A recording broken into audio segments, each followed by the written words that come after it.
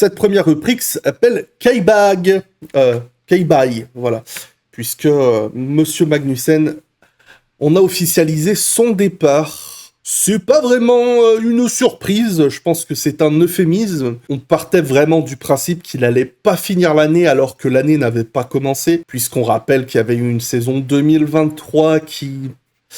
Bon, disons que Nico Hülkenberg a rappelé quand même que c'est pas le même calibre de pilote. Et en fait, dès l'instant que Oli Berman est entré dans les discussions, et on rappelle que en fin de saison 2023, quand il a vraiment commencé à pas mal rouler, à l'intersaison, pendant les essais privés qu'il y a eu, et naturellement, lors de son Grand Prix surprise à Jeddah, on savait, c'est un secret de Polichinelle, que c'était qu'une question d'organiser l'annonce pour Oliver Berman. C'est tombé pour son Grand Prix national, je sais pas si c'était volontaire, je sais pas si ça a été annoncé parce qu'il venait juste de gagner un Grand Prix, enfin une course, le week-end précédent en Formule 2, parce que Oliver Berman a une saison de Formule 2 très très compliquée. Il nous a fait une super pole position à Jeddah, il a pas pris part au Grand Prix, et après c'est une année très compliquée. Mais ça, on va en parler plus en détail à l'occasion. Normalement, la semaine prochaine, je ferai une émission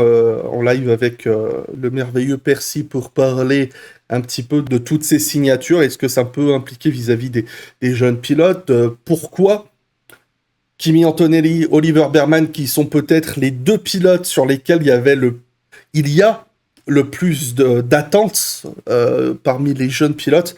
Pourquoi ces deux-là se cassent la gueule en Formule 2 ? Et quand je dis casse la gueule, c'est un grand mot, mais bon, voilà. Sachant que Oliver Berman allait débouler, on savait plus ou moins que ça allait être compliqué pour Magnussen. Il y a eu un semblant d'espoir lorsque Hülkenberg a annoncé son départ pour Kick-Sauber/Audi à partir de la saison prochaine. Mais à la vue du marché qui était très très dynamique, il y avait très peu d'attentes sur le fait de le voir conserver son baquet. Surtout qu'en plus de ça, il a pas du tout aidé sa cause avec pas mal de petites bêtises, de petites grosses bêtises. Et là, depuis le Grand Prix d'Émilie-Romagne, Esteban Ocon est entré plus ou moins en tête de liste pour récupérer ce baquet. Et semble-t-il que la rumeur n'a pas lâché vraiment depuis. On l'a plus ou moins une période renvoyée un peu vers Audi. Mais il semble que dans le clan Sauber Audi, on n'est vraiment pas pressé d'annoncer son pilote. Là où Esteban Ocon avait vraiment envie de confirmer rapidement quelque chose. C'est pour cela que tout tend vraiment à croire que Esteban Ocon va remplacer Magnussen. Je crois comprendre que certains affirment que c'est fait, mais je pense pas... Enfin, voilà. Pour moi, c'est pas vraiment sûr. Ça va se faire, ça j'en suis persuadé, tout le monde l'est. De là à dire que c'est encore fait dans le sens où c'est signé, on attend juste le bon moment, ça j'en doute. Pour moi, Komatsu, Haas, avant d'annoncer un nouveau pilote, je pense qu'ils ont annoncé à Magnussen son départ et qu'ils lui ont laissé un petit peu une date butoir pour lui dire « On va te laisser choisir ton départ, tu l'annonces quand tu veux, tout ça. » Et pas de, comme un malpropre, annoncer un pilote. C'est un truc qui se fait pas. C'est un truc qui se fait pas en général d'annoncer un nouveau pilote alors que le pilote en place a pas annoncé son départ, ça se fait pas en général. Et il y a un vrai respect profond entre Haas et Magnussen, donc c'est très cool. Pour la suite, je vous vois éventuellement mentionner différentes équipes. Il y a Alpine qui est sorti de nulle part il y a quelque temps. Alors, deux choses. La première, je reviens un peu comme ce que je disais sur Sainz, que je corrigerai plus tard dans l'émission. Je vois mal Magnussen revenir dans une équipe qui l'a jeté comme du caca.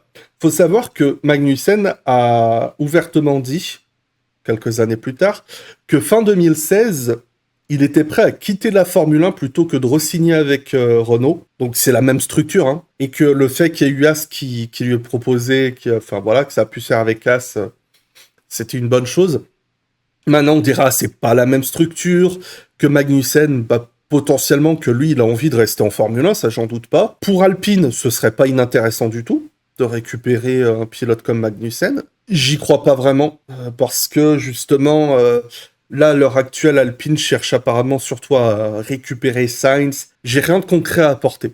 Ça va être seulement de la spéculation personnelle qui est que je pense Alpine préférera promouvoir Douane pour donner un semblant de crédibilité à son programme de pilote junior. On rappelle que Douane, justement, c'est pas mal de temps dans le simulateur en essai tout ça au cours des derniers mois. On gardera la parenthèse Alpine pour une prochaine fois. Kevin Magnussen, moi j'ai vraiment plus tendance à le voir se barrer.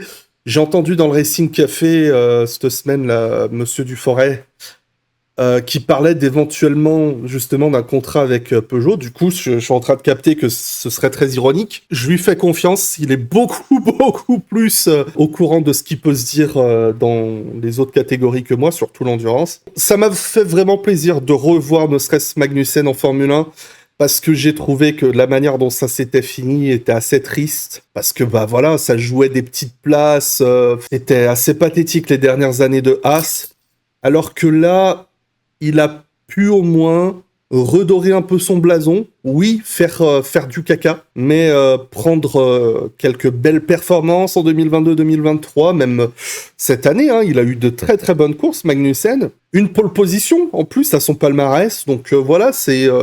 Pour moi, Magnussen, c'est un de ces pilotes qui méritait sa chance en Formule 1 et qui méritait d'avoir plusieurs saisons pour se prouver en Formule 1. Il les a eues. Pour moi, c'est un pilote qui a le talent pour rester en Formule 1. Je pense qu'il vole pas sa place.